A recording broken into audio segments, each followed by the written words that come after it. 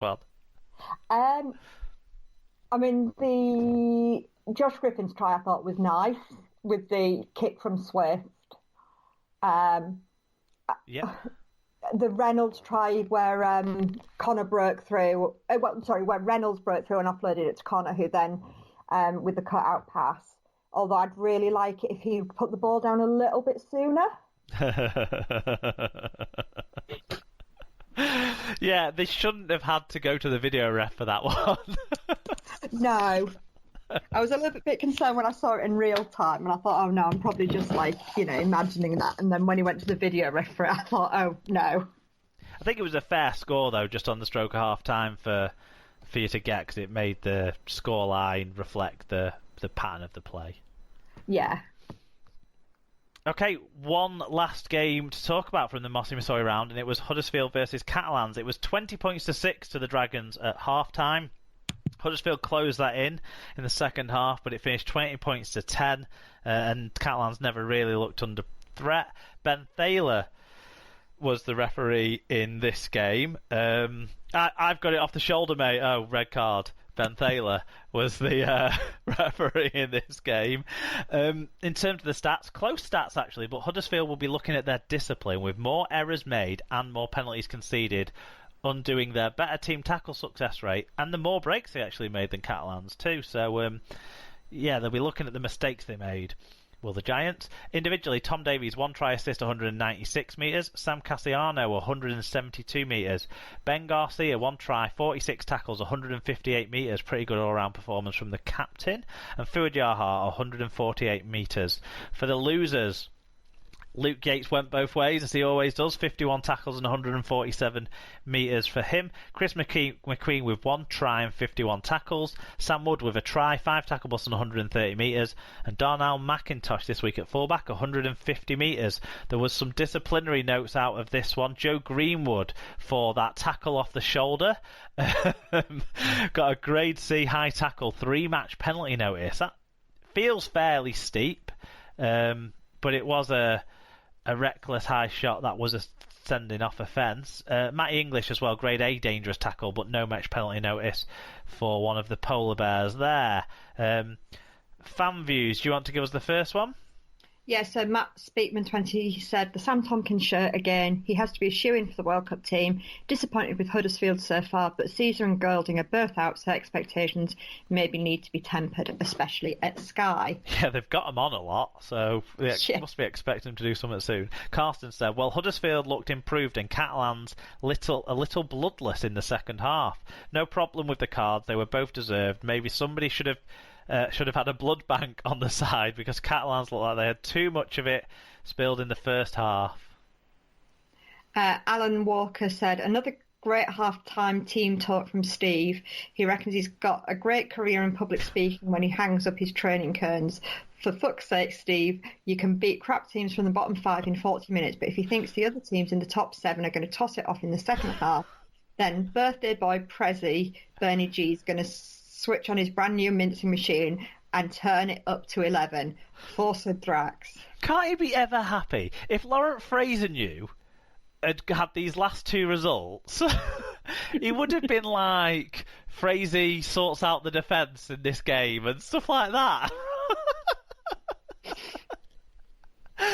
David Hunter as well got in with a late line on this. He said, Huddersfield are ruining my tipping. I know they didn't have Caesar, but they came with so much promise into the season and they just aren't delivering.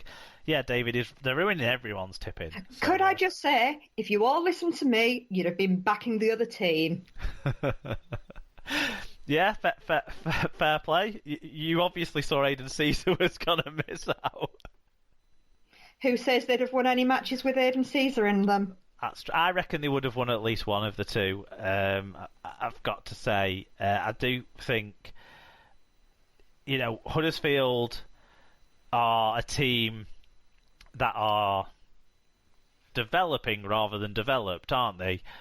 New coach, bit of a turnover in team. The combinations just aren't working, and you would say that having their on-field general there would have made some difference in that. Because in terms of,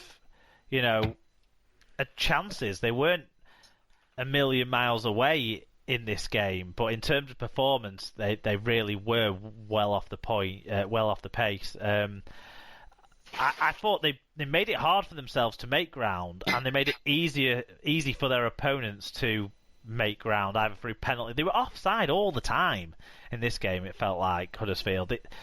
They gave Catalans the easy out so many times. So they were not.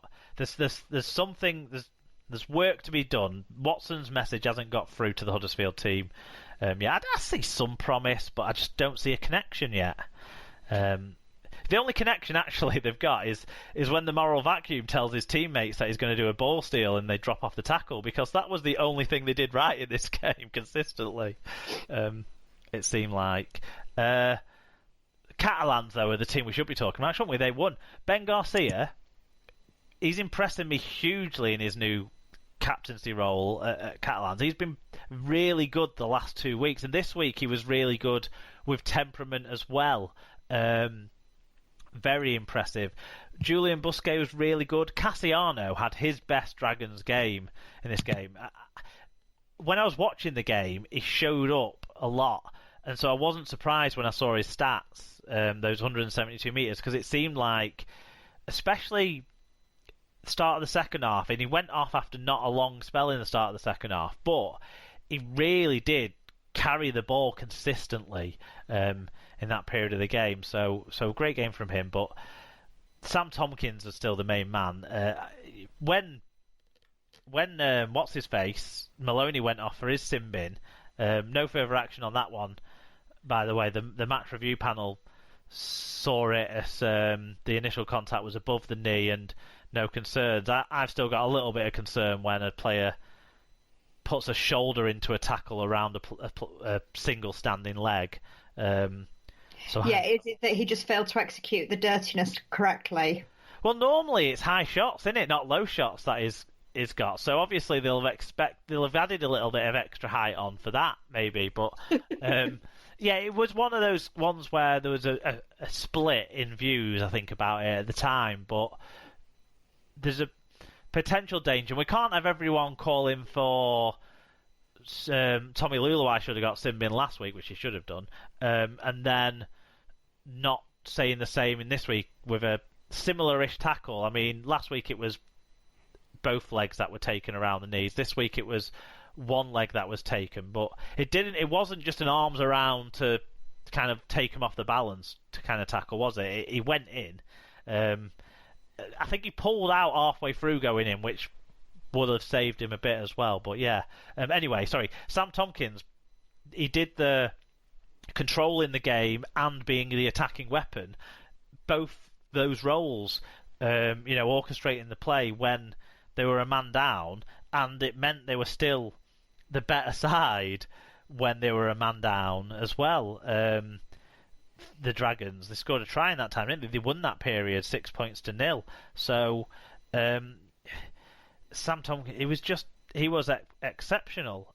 Again, his toughness really impressed me on that first try that he set up as well. He was getting all sorts around his head, but he managed to get the ball out and get the offload for Matt Whitley, who's a great support player, to score that try. Although the highlight moment will be Matt Meakin's try. Everyone will have seen this one. Great broken field defence play from Tompkins. Was the starter of it all, skirting across, finding the ball for Davies, as Tompkins would do, and then absolutely the maximum speed he could possibly reach for Tom Davies.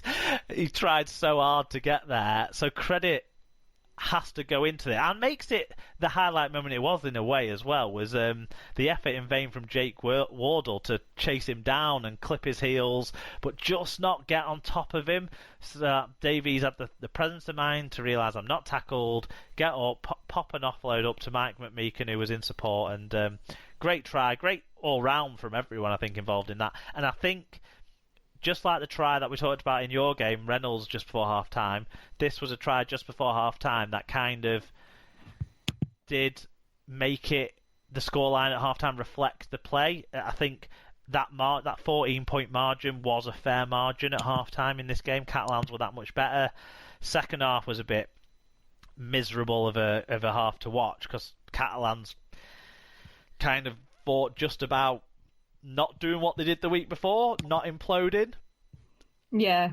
You've got to credit them, though, for that. And in terms of how the year will go for them, that will stand them in good stead that they're able to not implode.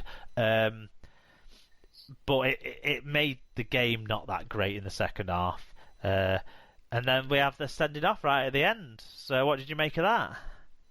Do you know, Mark, I have to say, I've not been able to find the highlights of it anywhere. No, so I haven't you're right, seen actually. It. Yeah, they're not all. Because obviously we had Helen and Owen and we ended up taking the kids to the park on Saturday afternoon. Well, so why don't you fair shout, yeah.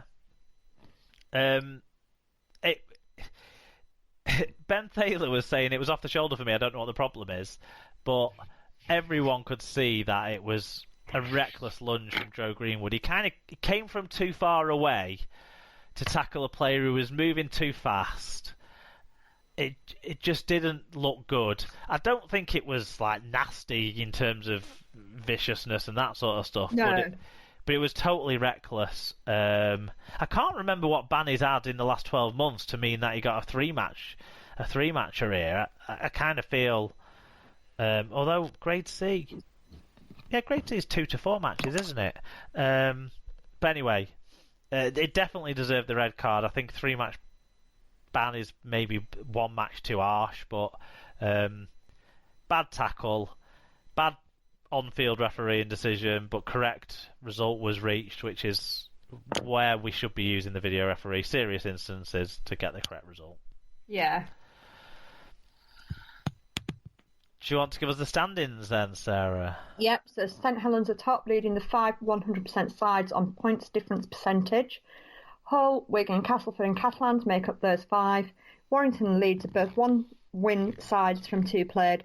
Hull KR, Huddersfield, Lee, Wakefield and Salford are all winless in the early going. Stat line of the week, in a losing effort, with part of it coming with one shoulder hanging off, I've got to go Elijah Taylor. The fact that he didn't miss a tackle, even though he made tackles with one shoulder, makes it even more amazing. The 64 with 14 marker tackles was impressive in its own right, but add in the 0 and it takes it over the top of some of those great attacking performances that we had in the stats. Yeah, that's a fair shout. I'm going to go with, on the other team, Josh Griffin with his 1 try and 217 metres. Yeah, that's a big tally. You can't argue with that. Player of the week. Who've you pulled out for Player of the week? Jake Connor. Yep. Because I think he played very well, and then when Sneed and Reynolds both went off, the intensity and everything else he managed to control from the back there. Yeah, and we're seeing the hints. We're seeing a sniff of maturity potentially.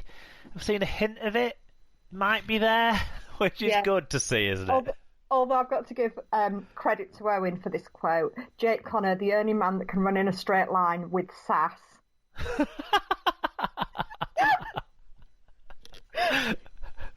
Yeah, and I think the match official, on at least one occasion, I remember him bringing him back from the line and actually making him laugh. So yeah. It was against Lee, but I've gone for Gareth Widdop because it's a performance we've wanted to see from Gareth Widdop. Yeah. In a World Cup year as well. He's one of our most experienced players. He was arguably, alongside Jerry, our best player at the last World Cup. So he's experienced and he's won stuff and he's played at the highest level. So we want to see him get some form. And this was the start of that. Year where we haven't seen him perform like that. Yeah, exactly, yeah. Highlight of the week, Hardacre's try, obviously, for me. Liam Farrell, take it away, man. Yeah, I'm going to go for... what am I going to go for? I think, just the full-time result was against. Rubbing it into your brother-in-law's face as he sat there. Graciously taking it, I'm sure. You know Owen well. Predictions. Me and Alan both went 5 out of 6 because Huddersfield. But in the Super Brew, Sarah, Yep.